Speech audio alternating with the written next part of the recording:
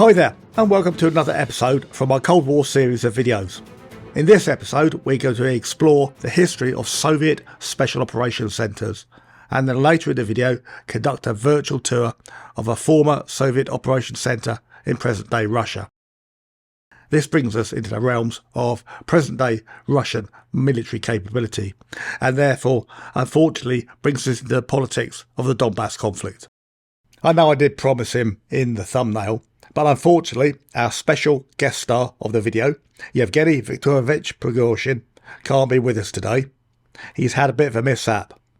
His private jet has fallen out of the sky completely by accident. In the last hour, it's been confirmed that Yevgeny Prigozhin, head of the Wagner Group, was on board the private jet that crashed near Moscow. This is still very much an evolving situation, one that the UK government has said that it is monitoring. This sort of thing happens all the time in Russian politics, and historically goes back as far as Grigory Rasputin. If you haven't heard of Yevgeny Prigozhin, he is, or should I say was, he's dead now, a very angry little man and a thoroughly nasty piece of work. He was a Russian oligarch and was the founder of the Russian transnational mercenary organisation, or private military company, the Wagner Group, which has been recently classified as a terrorist organisation by the United Kingdom government. So what has Prigozhin got to do with this video? Well, it was thanks to his antics with his mercenary group in June 2023, which was a mutiny against Vladimir Putin's Russian government. He managed to put a very obscure part of provincial Russia on the map for the international media, Voronezh Oblast. Russian mercenaries swapped trench warfare in Ukraine for armed rebellion at home. Their leader vowed to march on Moscow in the gravest threat to Vladimir Putin's rule. It triggered heightened security, global scrutiny. In the middle of the Wagner mutiny, which began in the city of Rostov-On-Don in the south, and then began heading north on the M4 motorway, they developed a very strange piece of fake news. A Reuters journalist, apparently shadowing the Wagner Group, reported that Prigozhin's Wagner Group had intended or had captured or tried to capture the Russian nuclear weapons facility at the hitherto unknown location of Voronezh-45, Voronezh-45. Of course, it was inevitable that the Western mainstream media would go absolutely crazy over this story, and sadly, as they always do, started to make up their own facts to embellish the story that had come from Reuters. International nuclear weapons experts tried to pour cold water on certain MSM outlet claims, but to little effect. Well, if those reports are true, and we have to remember that we do not have confirmation, Reuters, which broke the story, was able to follow them to within a certain distance from the nuclear facility. And then we don't know what happened. Our main source on this is the head of Ukraine's military intelligence, which is not the most trustworthy source. Despite absolutely zero evidence, for about 48 hours, the usual suspects of the BBC, CNN, etc. were shouting from the rooftops that the madman Prigozhin had captured Russian nuclear weapons, thus terrifying the normies sat at home in Middle America or home counties, UK. Except it was complete and utter nonsense, and the genesis of the story was not a lone Reuters journalist, it was the head of Ukraine's intelligence. Indeed, this masterpiece of Western media manipulation and misinformation began in the offices of Kirill Budanov, the Ukrainian head of intelligence. It is his job after all, and well done for grabbing Western media attention, and also for frightening the CNN watching normies in Middle America, who will ultimately vote on continuing financial aid to Ukraine. Unfortunately, as we know now, it wasn't true, proving that a lie can travel halfway around the world before the truth has got its trousers on. The White House, very subtly, so not to embarrass the Ukrainian allies, called bullshit on the whole story. Look, I'm not blaming the Ukrainians for, in wartime, putting out a propaganda story to garner international support. That's what countries do at war. Certainly Russia's doing it, and the Ukrainians are doing it.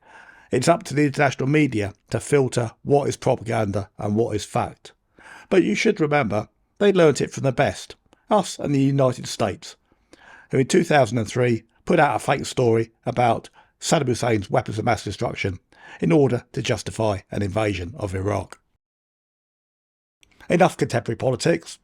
For the rest of the video, we're going to take a look at the subject of the story, the Russian Federation's nuclear weapons complex at Voronezh-45.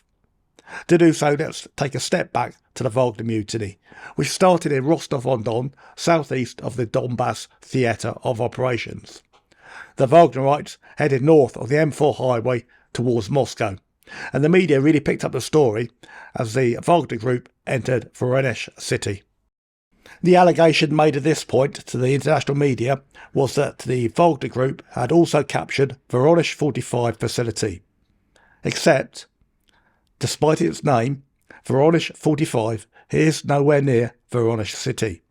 It is in fact 200 kilometres to the east. And for Americans, this is a similar distance between New York and Philadelphia. So what is Voronezh-45? What is there?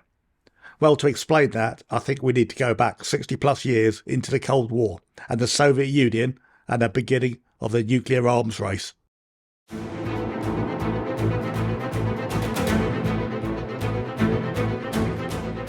By the mid-1950s, both the USA and the USSR had developed multi-megaton hydrogen bombs, and they were both locked into a nuclear arms race with each other in developing more powerful and more deliverable weapons.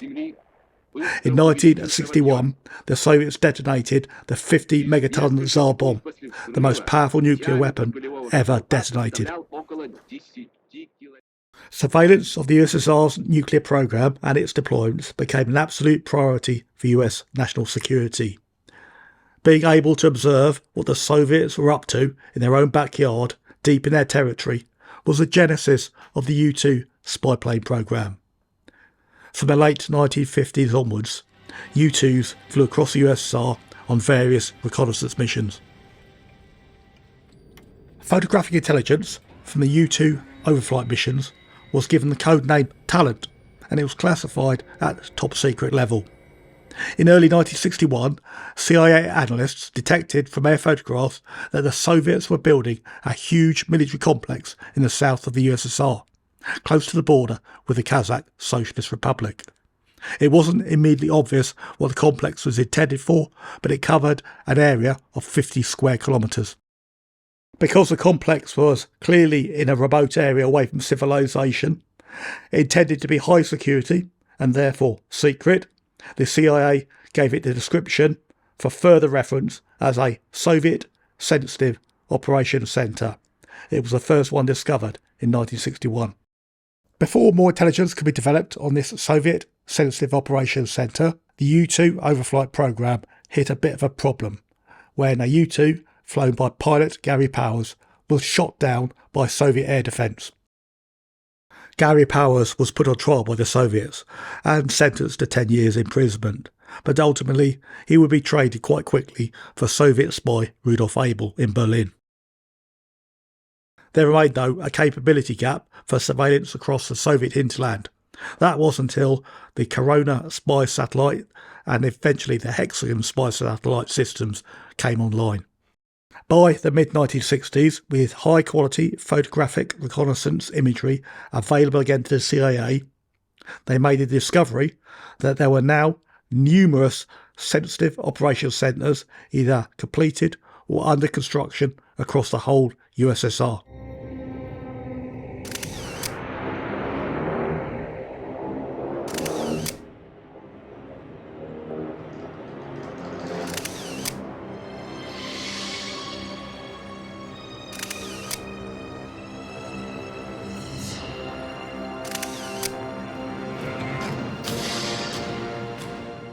By the late 1960s, the CIA, using satellite keyhole intelligence and human source intelligence, had solved the mystery of the purpose of these Soviet complexes.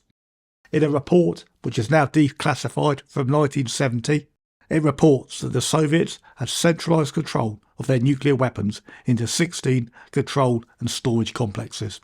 Each complex was very similar in design, but differed in layout depending on the topography of the ground. They all had direct access to the Soviet rail network, but were sited in remote areas, generally away from civilization, in forests for camouflage and concealment. The complex's purpose was the central storage, control and security of the USSR's non-strategic nuclear weapons stockpile.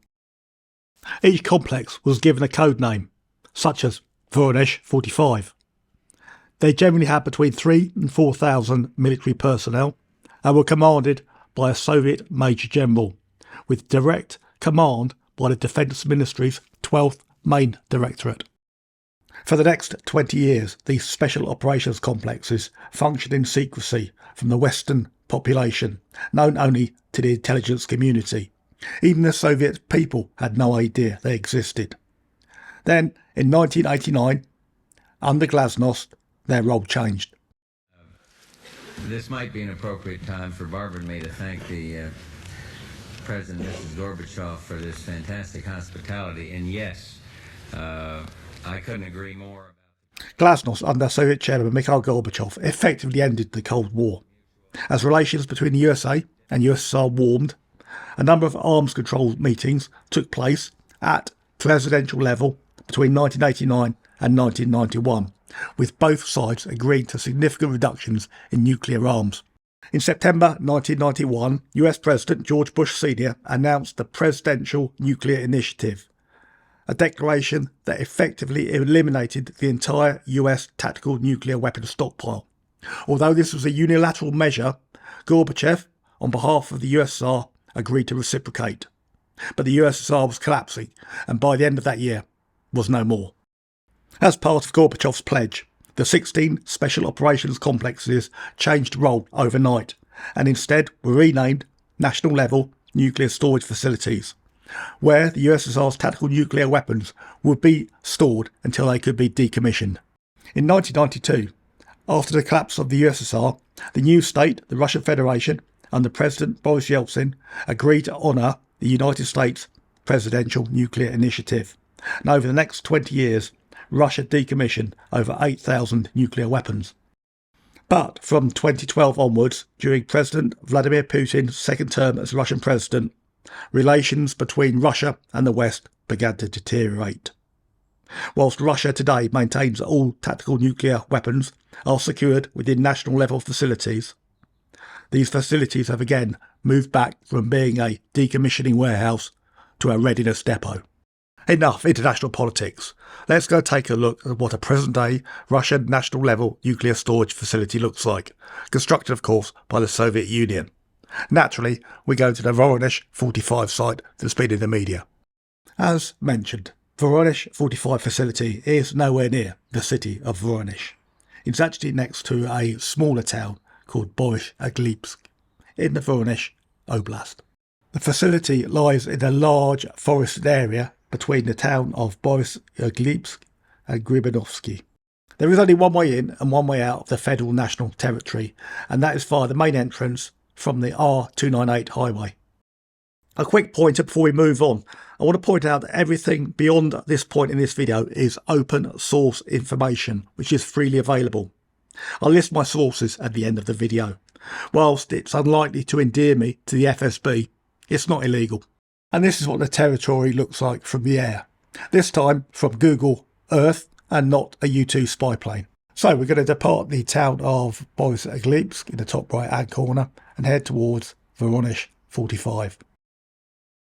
On the way out of town, you'll see this very prominent mural. It says, Dobro Pozdravit v Boris-Glebsk. Welcome to Boris-Glebsk. Also notice the top left hand corner, the fighter aircraft. That's because the town is a military town and has a training air base on the western edge. Carrying along the main highway, Route 22, we're then going to pick up the minor route 298 towards the town of Gribanovsky. And we'll be looking for this minor nondescript turning off the route 298. There are no signposts. Russia doesn't really do signposts, even less so for military establishments, and particularly not a codenamed nuclear establishment. From the 298 highway, we're now going to follow this fairly rickety rural road for about 2 miles southbound. It's in very poor repair. Bear in mind about 4,000 to 5,000 people use it every day. Just before you hit the federal closed zone, you'll cross a railroad level crossing. And this is the rail spur to the facility. And what could be more stereotypically Russian than it being inhabited by a mangy feral dog? Half a mile further south is as far as the general public can go, and this is the point where the Google Street View car has decided quite sensibly to turn around, because in the distance you can see the security checkpoint. The checkpoint is a low security pass check and, if necessary, a vehicle search before entering the federal closed zone. It's manned by military police and protected by soldiers from the security battalion. Remember, this is the only way in and way out of the federal security closed zone. But also remember that the zone is huge. It's 50 square kilometres in size. So I'm going to break it down for you so we can tour it virtually. As you can see, I've marked the railroad crossing where we saw the mangy dog and the security gate checkpoint. So we're now going to look at the northern area of operations and the garrison. We'll come back to the northern operational area in a bit. First of all, we're going to complete our journey and head into the garrison, into the housing facility. Although Voronezh-45 is the Soviet code name for the whole nuclear facility, today it is the name of the housing facility. And if you type Voronezh-45 into Google Earth or Google Maps, the housing facility is what you get. And that's as far as some of the mainstream media went in their national news reports over the Wagner mutiny.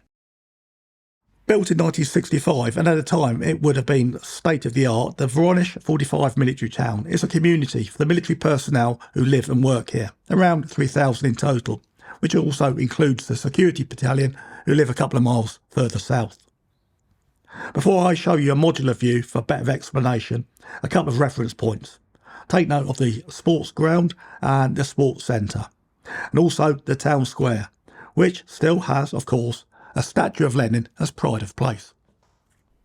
Last year the closed town made local news when 3 statues of contemporary Russian military heroes were unveiled in the town square. From the modular view, courtesy of Yandex Maps, let's take a spin around town and show you what's here. It is probably not what you're expecting from a nuclear weapons facility. From left to right through the town then, this is the town heated swimming pool. And this is the accommodation block for the Spetsnaz company. More about them in a minute. Then there are 10 Khrushchevsky type accommodation blocks for families. Each block is 5 stories high and each apartment is 1 or 2 bedrooms. Quite pokey by today's standards.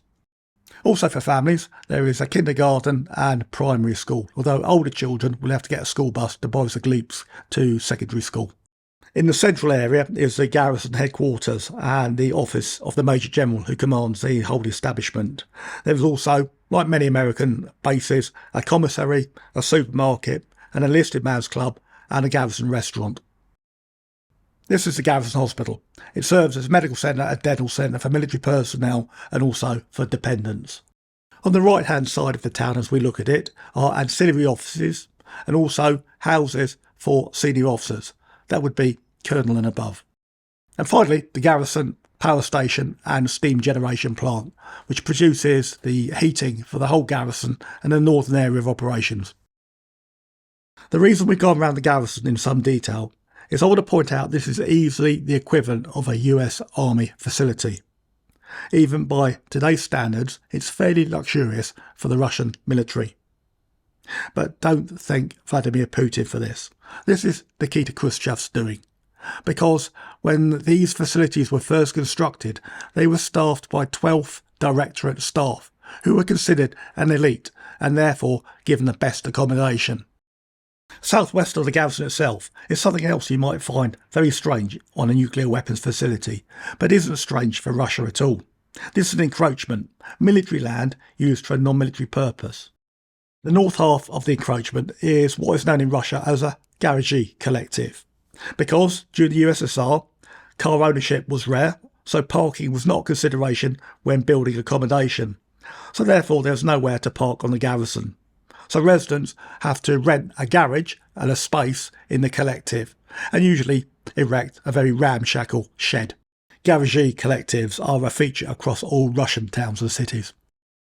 And in the southern half of the encroachment, you'll find another feature of day-to-day Russian life, the individual vegetable garden and dasher. I would imagine that most of these are actually rented by military personnel from Boris-Glebsk, not from the garrison itself. We're going to leave day-to-day life behind us now in the garrison and return to look at more military subjects. So we're going to head back to the northern operational area, to the east of which is a tactics dry training and driver training exercise area. This is principally for use by the Spetsnaz company. The main armoured vehicle used on the garrison site by the security battalion and also the Spetsnaz company will be the Tiger 4x4, but they also have a couple of BTR-90s available for special operations. Located at the southern end of the northern operational area, just to make it confusing, is the garrison facility motor pool. This contains a fleet of about 100 vehicles, a mix of Tigers mainly, some BTR-90s and quite a few soft-skinned green vehicles. To the right of the motor pool is the Spetsnaz company offices, armoury and training facility, including a skills house. Numbers of the Spetsnaz on the site average about 100, and they are the facilities assault and intervention force. Be aware that Spetsnaz is a term which is generic to the armed forces. It doesn't necessarily indicate that these are special forces. Rather, they are simply hand-picked conscripts and contract soldiers trained to a much higher standard than the security battalion. A feature of all Soviet-era national-level nuclear weapons storage facilities is a high-security rail yard. In Voronezh-45, this is located in the northern operational area. It is about 1 kilometre long by 300 metres wide and protected by the nuclear triple fence system, which I'll cover in a minute. I've marked the security fence system in red. Looking inside the high security yard, you can see a loading ramp and a nuclear transshipment area. There are a number of rail spurs containing high security nuclear transport rail carriages. When the carriages are empty, there will be probably just a squad of the guard force protecting this high security area. But when the rail yard is live, i.e. carriages are containing nuclear weapons either departing or arriving at the facility, there's like to be a whole company of the guard force in defence here. Because the Soviet Union was so vast, the Soviets designed their national level facilities to be aligned with the rail network and transported all their nuclear weapons exclusively by train. And the present Russian Day Federation does likewise. This is completely different from Western nuclear powers who prefer road transport. In peacetime, these high security military nuclear transport trains move warheads from Voronezh-45 to the national nuclear manufacturing site in Sarov. The Russian Federation's political position currently is that it is still abiding by the presidential national initiatives of 1991 and that it has no tactical nuclear weapons deployed. However, during transition to war, these nuclear trains would take tactical warheads from the national level facilities, such as Voronezh-45 here, to national nuclear ammunition distribution hubs for deployment into the field. Each train is heavily protected and crewed by a detachment from the Spetsnaz company at Voronezh-45. The routing is classified and standard operating procedures include checking bridges and vulnerable points for booby traps and sabotage. To recap, we've explored Voronezh-45 garrison military town and its northern area of operations, including its high security nuclear transit shipment rail yard. We're now going to take the highway south through the federal territory towards the security battalion barracks and enter object 387, the high security area. As we drive south from the garrison, we'll encounter a couple of military facilities we're going to stop and take a look at. The first of these is the live fire tactical training area.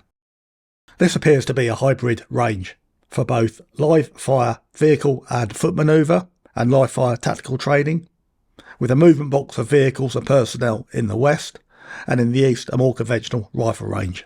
It will be used by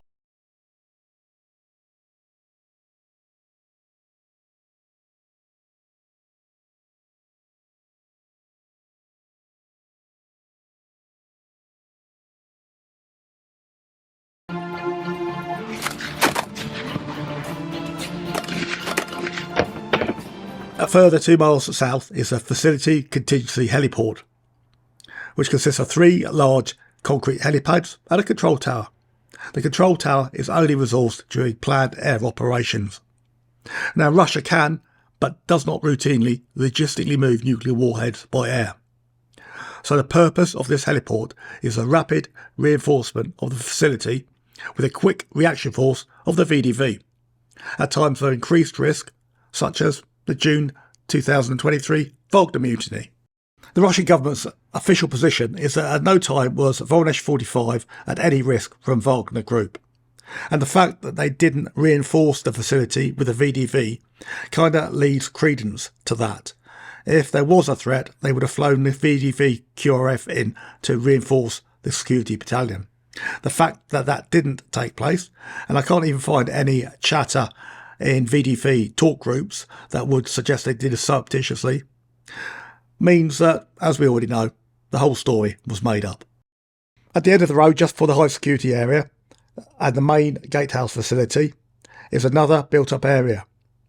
This is the Security Battalion Barracks, and it comprises of two very large barrack blocks, and offices, armouries, a cookhouse and ancillary buildings, more or less what you would find in a standalone American or British infantry battalion barracks.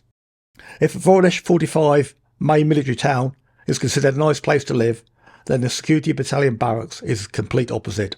It is a poorly maintained dump. In one of the online comments I read, one of the barrack blocks had no running water for 6 months. The Security Battalion is about 400 personnel strong.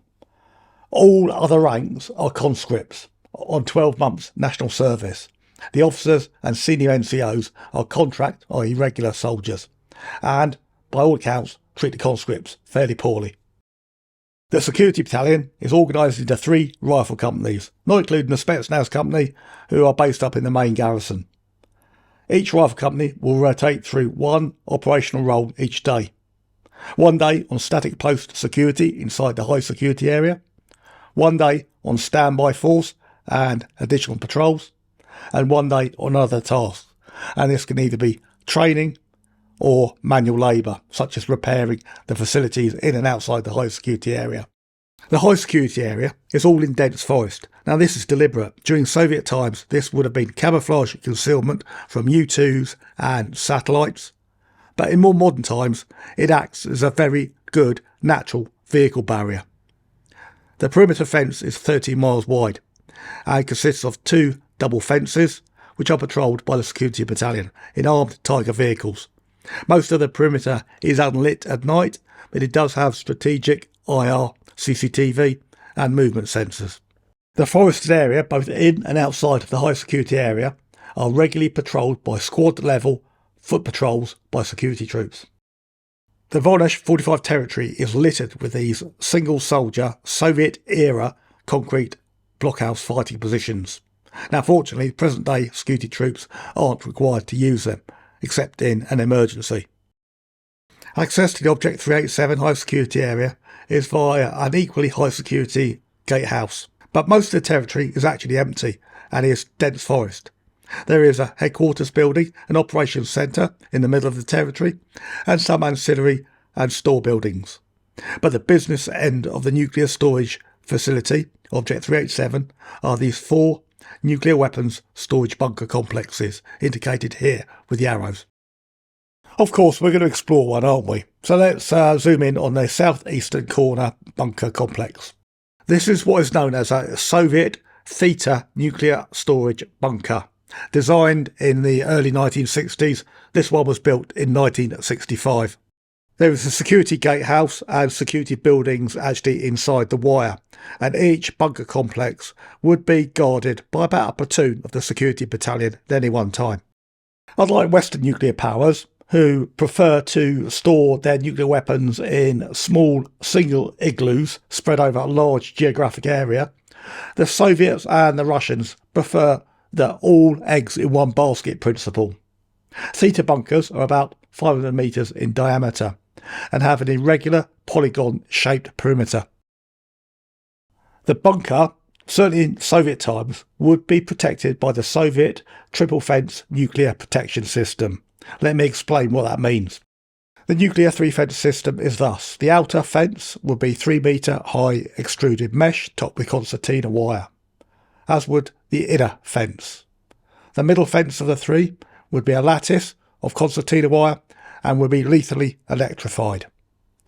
And for bonus points, between the outer fence and the lethal electric fence would be a minefield of anti-personnel mines. Present-day Russia is not a signatory to the international prohibition on mines, but my opinion is that they are no longer used to guard facilities like this because they're simply more hassle than they're worth. But think about it, all you need to do is leave the sign up and it would be a very foolhardy adversary that decided to cross that open space. The actual storage area is about 1/4 of the whole enclosed area, and this is all underground. But this is designed for camouflage concealment and physical security, not to withstand against enemy air attack. Understandably, the present-day Voronezh-45 bunkers are highly classified by the Russian Federation. So obviously I can't show you inside the real bunkers. But what we can do is reconstruct what they look like from other Soviet-era Theta bunkers located in Poland, which are now Cold War museums. A Soviet Theta bunker is characterised by having a large central hallway spread over 2 stories, which is served by 2 security freight sally-ports, a personnel area which in emergencies can be isolated from the operations area, and 4 very large nuclear weapons storage areas. The bunkers work on the dual key principle, so therefore for the technical department to gain access to the bunker for work, they require 2 people to accompany them, an officer from the weapon custody office in the main garrison, and an officer from the security battalion. Each officer will have a separate key which opens a pedestrian security doorway. The main Heliport freight doors cannot be unlocked from the outside. Unlike maybe in modern Western facilities, these very heavy steel and concrete Heliport freight doors are opened manually, not hydraulically, and it will take 4 very strong soldiers from the security battalion to push each one open. Remembering that only one door can only be opened at a time, so therefore in a busy day they'll be constantly opening and closing these doors manually.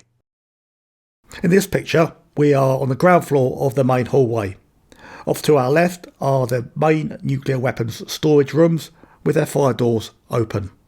And to the right you can see the submarine hatch safety door to the personnel area and the workshops. And this is another view of a different Theta bunker, same layout but now taken from the mezzanine level where the HVAC plant is located. Now we've got the layout of the building, time for a video walk round. You can see here the personnel door being open with a submarine type hatch arrangement.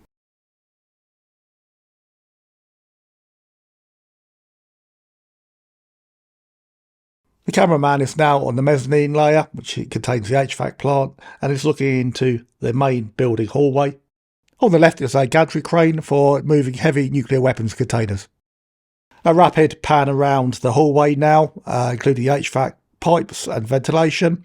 Also the blue light is a safety light that indicates that all safety systems are working normally and there is no toxicity hazard.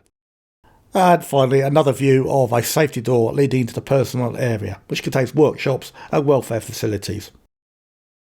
Theta bunkers typically had 4 nuclear weapons storage halls. Other bunker designs had less, and some many more. Some bunkers in Sarov have 12 hallways. Once you're through the Heliports and into the main Theta bunker, there are no additional security measures to stop you gaining access to the warheads. Apart from the 2-man rule, you must always be accompanied by another person.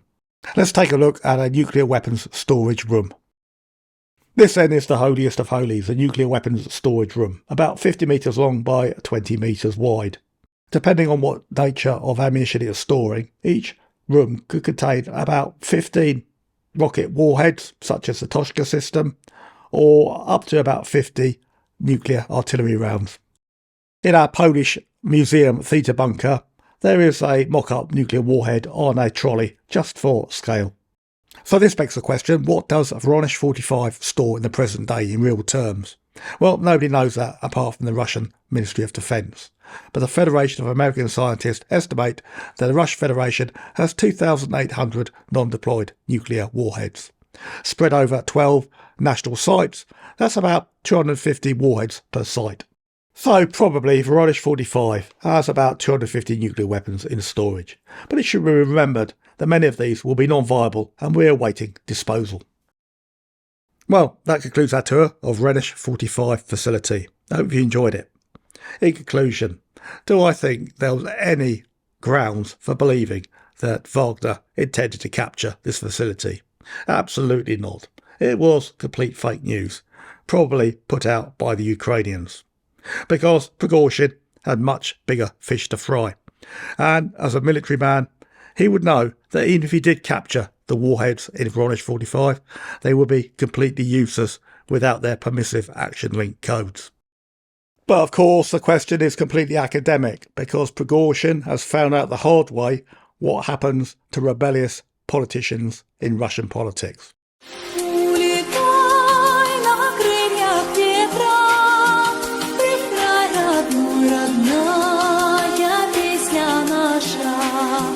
Туда, где мы тебя